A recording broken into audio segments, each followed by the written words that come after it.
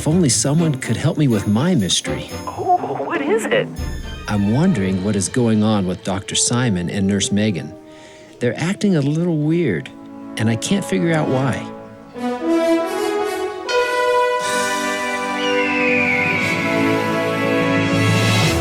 Miss Jean, join me on a trip to Discovery Mountain, where the air is clear enough to hear your imagination, and where every day is an exercise in faith. Join me for today's expedition in Discovery Mountain.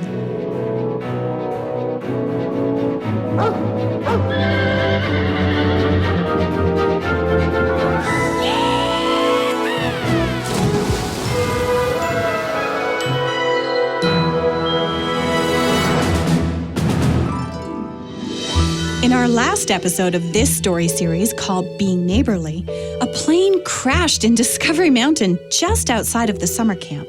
Now, while everyone was searching for the missing pilot, it turned out that she was right under their noses.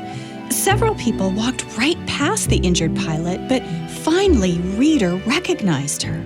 Will she be all right? And how are our teen campers doing at Discovery Mountain Camp this week? And don't forget to keep your ears open for our faith exercise.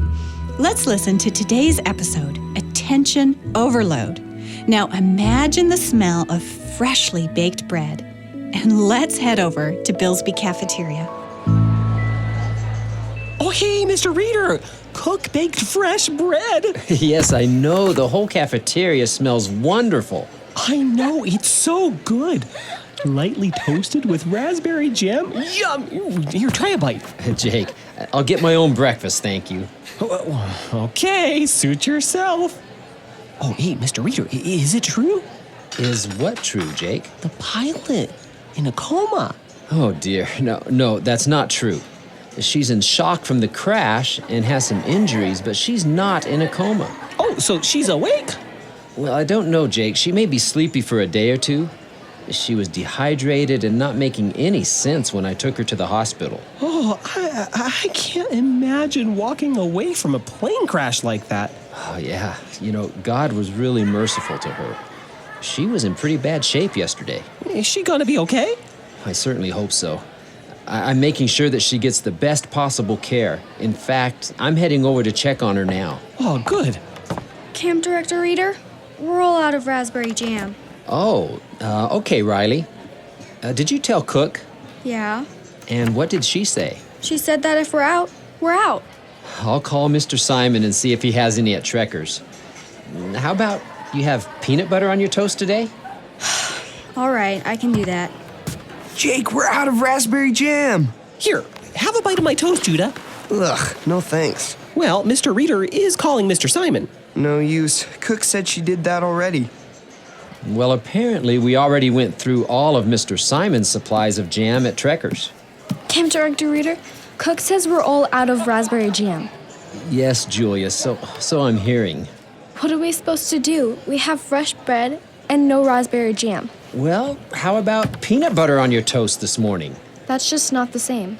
Not even close. Well, campers, I'm sorry about that. I'll have Stan add raspberry jam to our delivery for today. It'll be here tomorrow.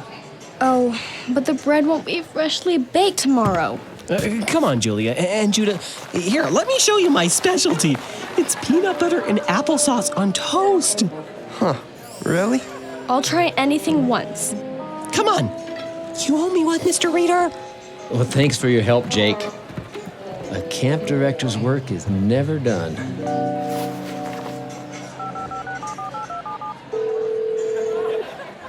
Hello? Hello, Stan. This is Reader at Discovery Mountain Camp. Oh, good morning, Reader. Stan, I need to add an item to our order for delivery tomorrow. Sure thing. What is it? Your biggest size of strawberry jam. Oh, no, my mistake. Just a minute. 2 of your biggest sizes of strawberry jam. All right, Reader. I can add those items, but I do have a question. Yes? Your campers usually like raspberry jam. Are you sure you want strawberry? Stan, you're right. Raspberry. Thanks for catching that. I'm so distracted today. You're worried about the injured pilot, aren't you? Wow, news travels fast. It sure does. I'll take care of your order. You worry about taking care of that pilot. Thank you, Stan. Bye.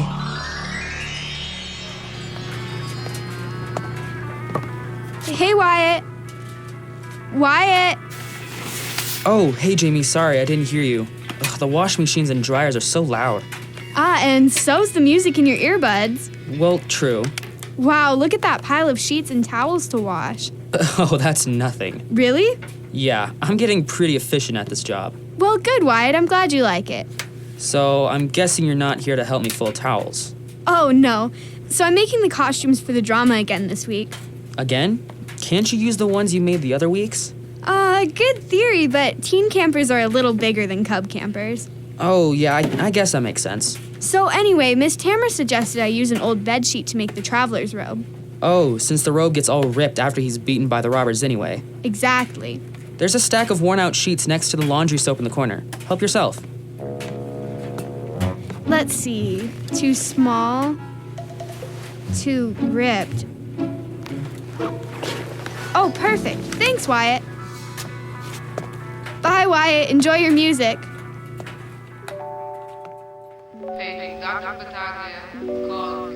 Hello. Is our patient awake yet? Oh, Reader, come on in. No, she's still sleeping. Well, Dr. Simon, I brought her a blanket from the gift shop. Oh, Reader, you didn't need to do that. She has a blanket. Oh, but that one's beautiful. Well, I thought it would make the room feel a little friendlier when she woke up. You've taken such good care of her. Here, I'll put the blanket right on top. There we go. Is there a CD player in the room? There isn't, but there is one at the nurse's station. I could get it. Oh, that'd be wonderful. I brought this CD of calming music. Reader, you're putting us all to shame. What? Well, she's in your care. Yes, but you found her and... Oh, good morning, Reader. Well, good morning, Megan. Megan, do you still have a CD player at the nurse's station? Yes, does the patient need it? She's still asleep, but Reader brought some music, and I was going to... I'll get the CD player. Be right back. Well, that'll be nice. I was going to get it, but she's quick. Have you made contact with her family yet? Not yet. We're searching our databases, but nothing's coming up for Bonnie Rawlings. Well, we'll have to get creative. Here's the CD player. I'll plug it in right next to the bed. Perfect. Let's see how that sounds.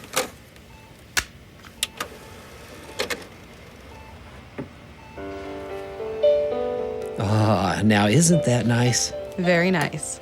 Yes, lovely. Now, Reader, here's a chair. You can sit here if you like. Well, yes, thanks. I would like to be here when she wakes up. Although, she probably won't want to see me. Do you know her? Well, only a little. She came by camp once, and we really didn't have a positive conversation. But you're being so kind to her. Well, I'm just doing what anyone who loves God would do. I'm trying to treat her right and show mercy and... Reader, I'll need to check the patient's vitals. You may sit here if you must. Okay, thank you. Dr. Simon, you have other patients to see to. I'll check her vitals. I've got it covered, Nurse Megan. Please check on Mr. Bradshane in room 104. He needs his bedpan changed. Yes, Dr. Simon. All right now. Blood pressure? Blood pressure is good. Oxygen levels? Good. Heart rate? Let's see.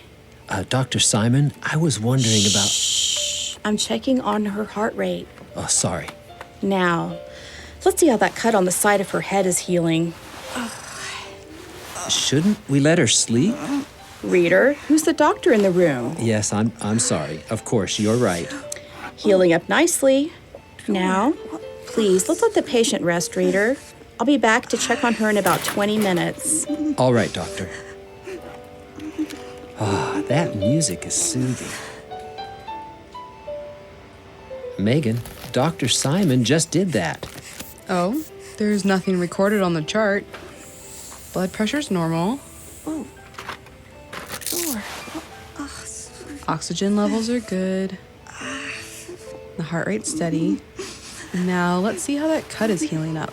Well, Dr. Simon just checked all that. Shouldn't we let her sleep? Reader, are you a licensed healthcare professional? No, nurse. I'll sit here and be quiet.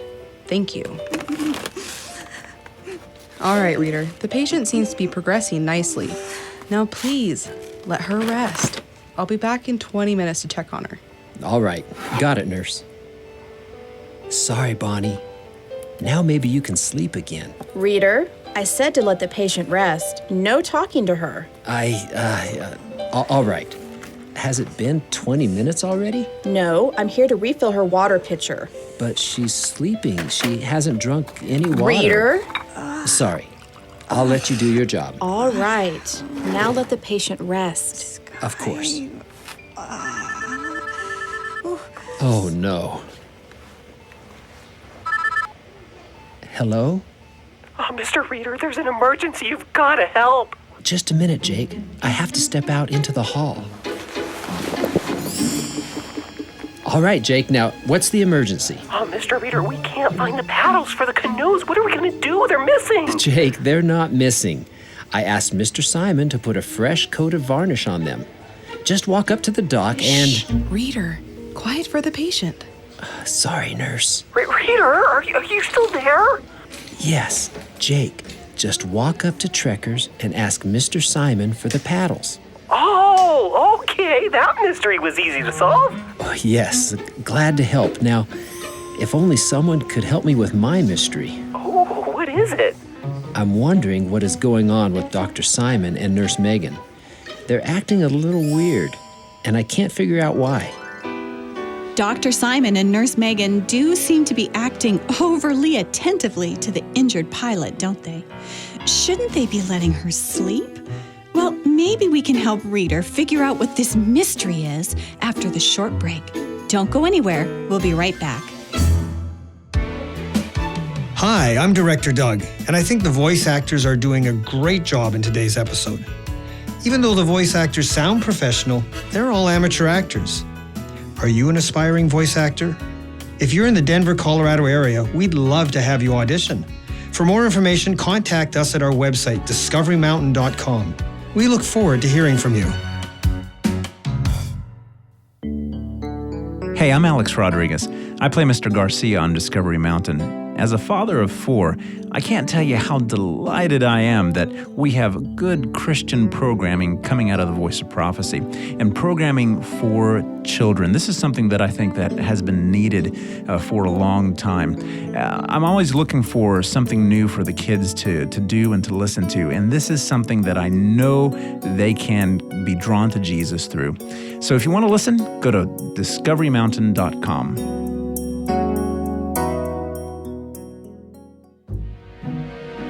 Before the break, Dr. Simon and Nurse Megan were being extra attentive to the injured pilot. What do you think the reason is? Do you think that it has something to do with Reader being a good Samaritan? Well, let's listen and see if I'm right and if you make the same connection. All right, campers, let's begin. Hey, Jamie. I didn't know you were in the drama production. Oh, hi, Riley. No, I'm not. Or I guess I mean, I'm not an actor. I'm doing the costumes. Oh, cool. Can we try them on today? Yeah, that's the plan. Although there are still pins in most of them. Ouch. Won't that be uncomfortable? Well, yeah, but it's temporary. I'll take them out when I'm finished sewing the costumes. Okay, campers, may I have your attention, please? Let's begin. Has everyone been practicing their lines for the drama production? That wasn't an enthusiastic yes like I was expecting. Me neither, Miss Wendy. Campers, our production is in just 5 days. That's not much time to get ready, but don't worry. We're here to help you learn your lines. And Miss Tamara, I think the best way to do that is to rehearse. Me too. All right, campers, let's begin with page 4 of our scripts. Turn to that page, please, everyone. Oh, that's the scene where I'm hurt and the priest walks right past me in the road. No, it's the one after that, where the Levite walks right past your character. Come on up here, Ben. All right, let's see if I can remember my line. Oh. Yep, I think you have your lines memorized, Ben. Julia, you're playing the Levite, right? Yeah, I'm the Levite. Levi. Oh, no, I left that costume at home. Miss Wendy, I forgot Julia's costume at home. Should I run and get it? No, it's okay, Jamie. Julia can try hers on tomorrow. That okay with you, Julia? Sure, that's fine. All right, well, let's go. We're on top of page 4. The Levite meets the injured traveler on the road. Ready, everyone? Oh. All right, take it away, Levite. Let me look. Oh, dear. This man is hurt. He's cut. And where is his cloak? There are robbers here. I'm sure I can hear them. What was that? I'm out of here. Reader, you're still here? Yes, Dr. Simon. Am I in your way? No. I'm just going to check Miss Rawlings' vitals. You're not related to her, correct? No, I'm not. Heart rate is good. Are you old friends from school days? No, I hardly know her. But you've been such a good Samaritan. Good Samaritan? Well, I'm just doing what the Lord requires of me, to do what's right, show mercy, and... Walk humbly with your God. I know the verse too. Micah chapter 6, verse 8. Yes, that's the one. I was wondering, have you made contact with her relatives yet? No, not yet. Oh, Reader. Still here, are we? Yes. Now, have either of you checked her clothing for a wallet or any ID? Dr. Simon did that. No, you did that. I didn't. Oh, dear. Well, I'll go check it right now. I can do that right now. Where's her coat? Whoa. It isn't a competition. I just Here's thought... her coat. No wallet. I'll check her jeans. Back pocket? No. Front pocket? Ah, I found her wallet. Here's her ID. Quietly. Bonnie Rawlings? Here's her home address, city and state. And an emergency contact number. I'll call it now. I'll call it. I have the card. Why don't we let Mr. Simon handle this for us? What do you think? Then you both can focus on her medical care. That's a good suggestion, Reader. Could you please take that to my father-in-law and have him make the call? Oh, I'm happy to, and I'll be right back to check on our patient. Take your time. She's in good hands. All right, I'll be back soon.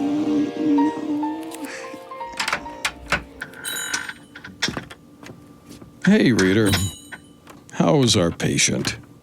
She's in good hands. Perhaps too much care. Oh? Yeah, long story. We found the pilot's ID. Oh, well, let's see. Bonnie Rawlings. Yes, and there's a contact phone number. Dr. Simon would like you to please call and talk to the family. Certainly. I'd be happy to. Granddad, I need ice cubes and a plastic knife. Okay, you know where to find both. Help yourself. Thanks. Is there an emergency, Jamie? Yes, a gum emergency. Should I ask any more? Yeah, no, I wouldn't. Just don't tell Reader until we fix everything. Okay, I won't tell him. Good. On my way. Bye. Bye, Jamie. Bye, Jamie. Wait, Reader. Oh, no, I'm sorry. Just go. Fix it, and then I want a full report, okay? Okay, thanks, Reader. Well, I can't wait to hear about that one later. I'm headed back to the hospital. Yes, go. I'll call. Thanks. Bye. Bye. Bonnie Rawlings, same city and state. At least the last I knew. I wonder if she's related to Eleanor. Nah, couldn't be. Maybe. Imagine that. Our injured pilot, a relative of the Eleanor Rawlings. Well, I guess there's one way to find out for sure. Just who is Eleanor Rawlings? And what is Jamie's gum emergency? I have so many questions. And the biggest one is, why are Dr. Simon and Nurse Megan acting so funny about taking care of the injured pilot? Have you figured that one out yet? Well, stay with us through this last break. We'll be right back with the rest of today's episode. Hi, I'm George Swanson. Have you visited our website yet? Well, there's no time like today. Visit us at discoverymountain.com for behind-the-scenes videos, resources, and more. Mr. Simon will see you there.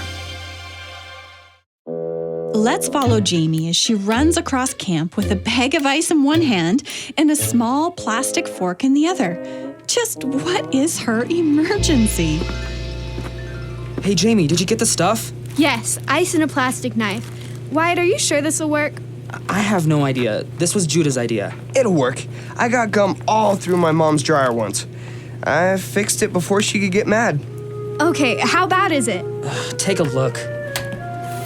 Oh man, there's gum stuck all over the inside of the dryer. It's everywhere. I know. It must have been inside one of the pillowcases I washed. Ew, gross. It's okay, watch. Put the ice cube on the gum to freeze it. Here, everyone do one. Okay, now what? Wait until it freezes. My fingers are getting cold. Hold it there. Okay, now pass me the plastic knife. There. See? Once it's frozen, it just pops right off. Oh, good. But this is gonna take forever. Knock, knock. Oh, hey, Riley. Cook asked me to bring you. Here are Cook's clean dishcloths. What are you guys doing? Oh, we're... Riley, here. Take a piece of ice and hold it against the gum. Okay. Whoa, there's gum all over. Yeah, we're fixing it before we talk to Reader. Wyatt, you definitely owe us one here. Yup, I know. I'll buy you all ice cream at Trekker's. Oh, goody. Just what we want. Something else frozen. Stop it. It's okay, Wyatt. We're here to help a neighbor in need. Jamie, Judah, and Riley all helped Wyatt clean the chewing gum out of the dryer. Their fingers tingled from the cold ice, and they laughed and talked as they worked. Finally, they got every last piece out. See? Problem solved. I told you it'd work, Wyatt. Nice job. Now you owe us ice cream. Definitely. Let's go. Hey, Wyatt, how'd you get the gum out of the sheets? The sheets? Or the towels, whichever load of laundry the gum was in.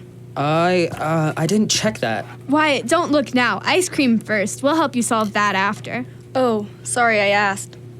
Any bright ideas on how to solve this one, Judah? Nope. Want me to call my mom? No, it's all right. Jamie, no, don't call your mom. I'll figure it out. Oh, I'm not calling my mom.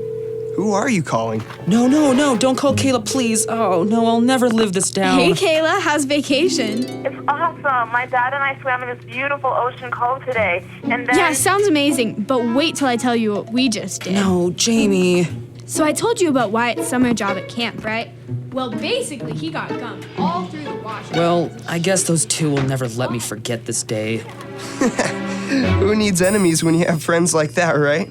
Come on, Riley. Judah, let's go get ice cream.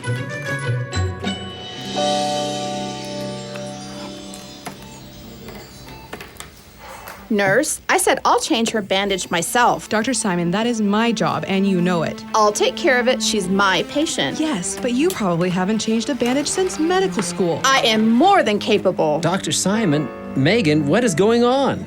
Oh, Reader, you're back? Yes, I'm back to check on our injured patient. Well, there's no need. She's being well taken care of. Perhaps too well cared for. Now, I know you're both qualified health professionals, and this isn't my place, but I have to ask... Ask what? What is going on with you two? What do you mean? I know what you mean. We've been competing all day to be the better caregiver to Miss Rawlings. Yeah, I know we have. I just feel so guilty. Guilty? Why should you feel guilty, Megan? I'm so ashamed. You can't possibly be as ashamed as I am. I walked right past this woman yesterday. I saw her sitting there and I crossed the street and kept walking. Me, a doctor. I should know better. I did practically the same thing. I drove past her and didn't even get out of my car. Me, a nurse. I should have known better. You were just trying to get to the hospital to help the rescuers. You were doing the same thing too. There's really no excuse. I agree. I feel terrible. Well, you both have given her excellent care today. Reader, you stopped to help her. You were her good Samaritan. She'll be so thankful. I don't know about that. Here, Dr. Simon, you change her bandage. No, you do it, Megan. You're right. It's your job. No, I insist. Oh, What was that? Oh, Miss Rawlings. I'm Megan. I'm your nurse. Rest your head. We're taking good care of you. Oh, my head really hurts. Where am I? You're in Discovery Mountain. Discovery Mountain? Oh, what is he doing here? Well, Dr. Simon, she's awake and she's back to her old self again. That's good news, I suppose. Dr. Simon and Nurse Megan were both feeling terrible about not helping the injured pilot. I hope they have a chance to apologize to her. Reader was her good Samaritan. He took care of her even though they weren't relatives or friends. Helping others is one way that we can exercise our faith. In the Bible, there's a verse, the one that Reader and Dr. Simon talked about. It's in Micah chapter 6 and verse 8, and it goes like this. He has shown you, O man, what is good, and what does the Lord require of you, but to do justly, to love mercy, and to walk humbly with your God. God asks us, too, to follow these principles, to do justly, or to do what is right, to be merciful, and walk humbly with God. Reader sure has been exercising his faith. Well, keep your eyes and ears open this week for people that you can help. Now, just why does Miss Rawlings dislike Reader anyway? Well, stay with us for the next episode in this story series called Being Neighborly, and we'll find out. But here's a hint. Miss Rawlings is a relative of Eleanor Rawlings, as Mr. Simon suspected. We'll find out why that's important next time. We'll see you then. Hi, I'm Director Doug. In this episode, Dr. Simon and Nurse Megan were very competitive with each other, weren't they? It turns out that they were both feeling terrible about not helping the injured pilot. You know, in real life, Dr. Simon is played by Terry Michaelenko, and she is one of the kindest, bubbliest people you'll ever meet. Nurse Megan is played by Kate Rambold. Kate always arrives in studio with a big smile, and we just love working with her. Behind the scenes in the studio, Terry and Kate talked, shared photos, and laughed together. They became friends. In the rest of this season, you'll hear Dr. Simon and Nurse Kate become friends again too. Keep your ears open.